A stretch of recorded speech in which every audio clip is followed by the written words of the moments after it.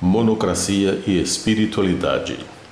Os maiores mentirosos são ligados geralmente a certas áreas profissionais. No topo da lista estão os políticos, advogados e militares. Os vendedores não foram colocados entre os primeiros lugares porque aqui está sendo levada em conta a crueldade na hora de mentir. A mentira do vendedor está mais no sentido de iludir o seu freguês do que de prejudicá-lo. O que não acontece com os campeões da mentira, porque suas mentiras podem afetar a vida do outro drasticamente, a ponto de levá-lo à falência, ao desarranjo familiar, à depressão e até ao suicídio. O mentiroso encontra conforto nessas religiões que pregam que Jesus morreu para pagar os nossos pecados. Para apagar todos os nossos pecados? Sim, que aliás são todas as religiões cristãs. Ensinam que ele, Jesus, é capaz de morrer todos os dias para continuar pagando pelos nossos pecados. Para esse tipo de fiel, esse Jesus é uma maravilha, porque ele consegue tranquilizar a sua consciência todos os dias para no outro dia crucificá-lo novamente com as suas mentiras feitas deliberadamente e sem nenhum remorso. Afinal, remorso para quê? Se na sua crença a única função de Jesus é a de morrer pelo pecador. Morrer pelo pecador. Como uma pessoa pode acreditar numa coisa dessas?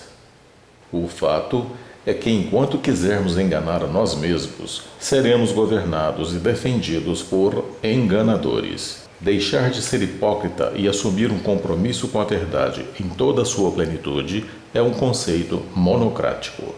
Comprometer-se com a verdade é um conceito monocrático. Entendi.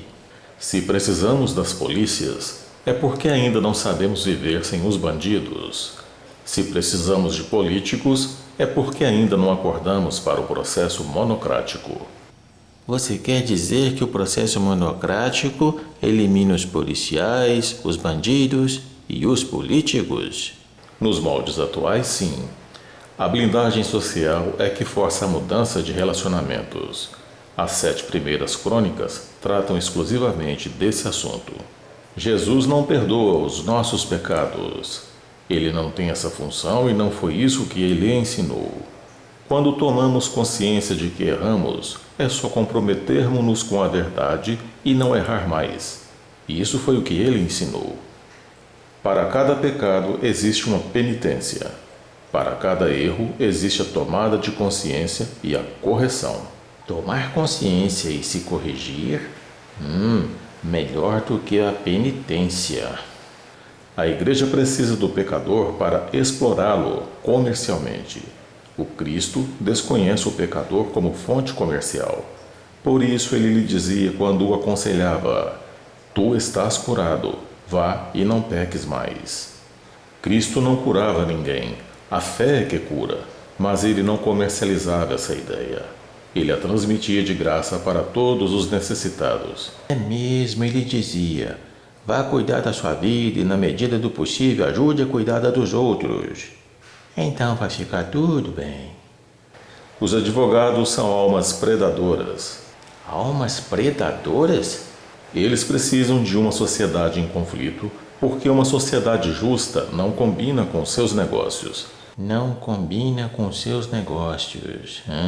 Entendi. O mesmo se pode falar dos políticos e dos policiais. Não interessa a eles uma sociedade pacificada, porque uma sociedade em conflito justifica o trabalho deles. Uma sociedade em conflito justifica o trabalho deles. É tão claro isso que me espanta. Ter um Jesus que morre todos os dias para pagar os nossos pecados é um conceito religioso. É preciso estar atento. Viver como Jesus viveu é para quem busca a iluminação, e no mundo da luz não cabe a mentira. Resta-me uma dúvida. Como ficam os advogados na dinâmica monocrática? Simples. Caso seja comprovado que o advogado ou defensor público acobertou mentiras do seu cliente, ele poderá sofrer a mesma condenação que o seu cliente. mas isto é algo intrincado que precisará ser elaborado junto ao Poder Judiciário. Mas a base é esta. Acaso o indiciado não consiga nenhum advogado ou defensor público para defendê-lo devido às evidências da sua culpa? Como fica? Desde que o indiciado não consiga nenhum advogado ou defensor público para defendê-lo, ele praticamente está assumindo a culpa dos crimes dos quais está sendo acusado. Então restará ao juiz dar sequência ao processo. Isso implica em que os advogados e defensores públicos procurados pelo criminoso e que negaram defendê-lo terão de prestar contas, não é? Acaso o indiciado exija isso? Sim, pois é direito dele. Qual será a atitude do juiz em relação ao réu que foi julgado culpado? Suponha que o réu esteja sendo acusado de estupro, seguido de assassinato e ocultação de cadáver, e que a vítima era uma pessoa blindada. O juiz então vai abrir o documento de blindagem social da vítima e ler para o réu o que ela deixou documentado sobre o que ela gostaria que acontecesse com aquele que lhe fizesse qualquer uma das maldades das quais o réu foi acusado de praticar com ela. É assim? Eu poderia me blindar então, colocando no meu documento de blindagem que um criminoso como esse deverá ser exilado em uma ilha distante da costa e que ele nunca mais venha ter contato com nenhuma pessoa do continente acaso cometa algum desses crimes contra a minha pessoa? Enquanto a pena de morte não estiver implantada, esta será a melhor opção para quem quer se ver livre dos seus agressores. E isso vale também para os praticantes de crimes de colarinho branco.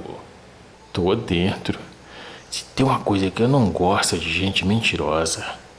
Seja bem-vindo.